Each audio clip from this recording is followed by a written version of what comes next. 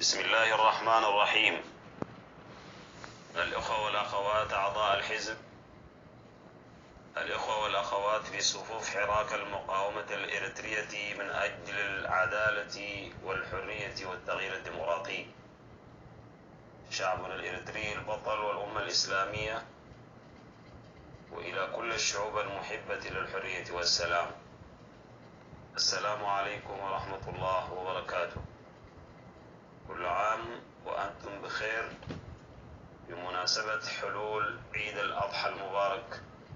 لهذا العام 1440 هجري الموافق 2019 من الميلاد. أسأل الله أن يعيده على الأمة الإريترية والعالم أجمع. وقد تبدلت الأحوال لتكون وفق الآمال والتطلعات والأحلام التي تراودنا في ظلمة الليل ووهج النهار. الأخوة والأخوات، إن السلام والاستقرار هما ملازمتان للنماء والازدهار، وأن العامل المهم في تحققهما هو الإنسان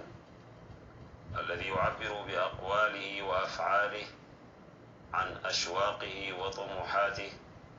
لتكون حياته أفضل في كل ساعة تمر عليه. وهذا الإنسان لا يمكن أن يفجر طاقاته ويكون مبدعا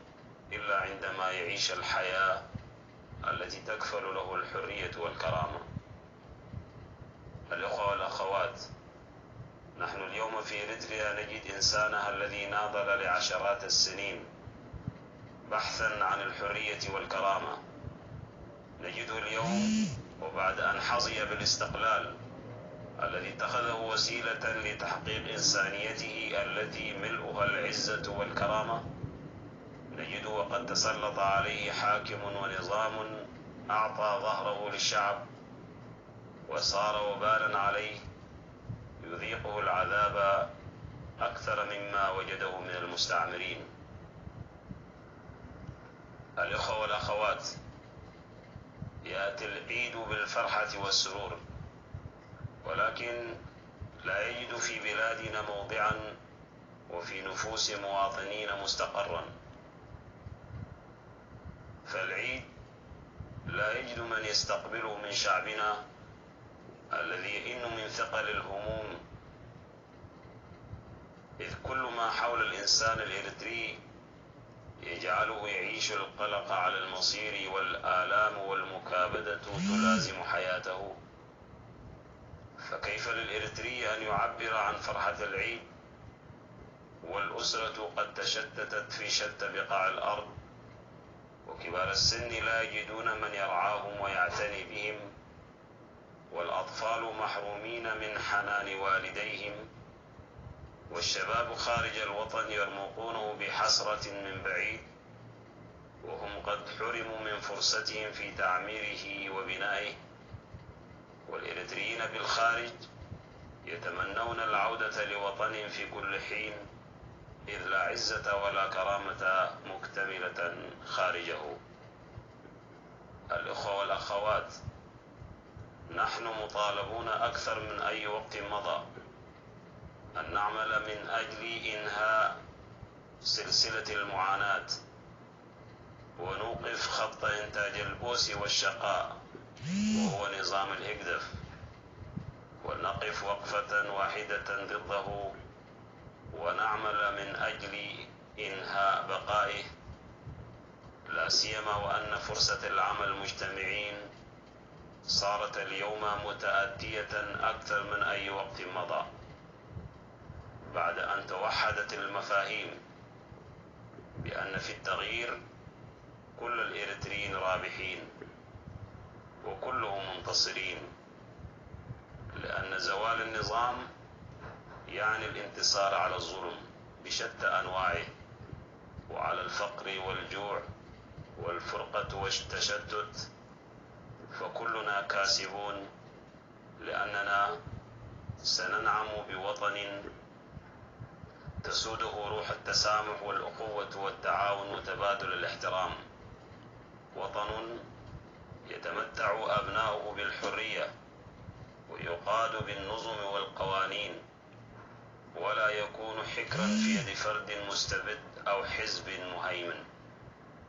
فقيادة الوطن تكون في أيد أمينة تتحلى بالمقدرة والجدارة، تحقق لأبناء الوطن تطلعهم وتأتي باختيارهم وتبقى برضاهم. الأخوة والأخوات، إن ماضينا يؤكد لنا بأننا شعب معطاء وجسور، وتاريخنا المضيء يحفزنا للعودة لمسار العمل والكفاح، فالحياة السعيدة تصنعها الشعوب، ونحن أكثر من غيرنا نحتاج للتغيير، إذ ليس هناك ما يستحق البقاء فيه والسكوت عليه. الإخوة والأخوات، أتمنى أن نستقبل العيد القادم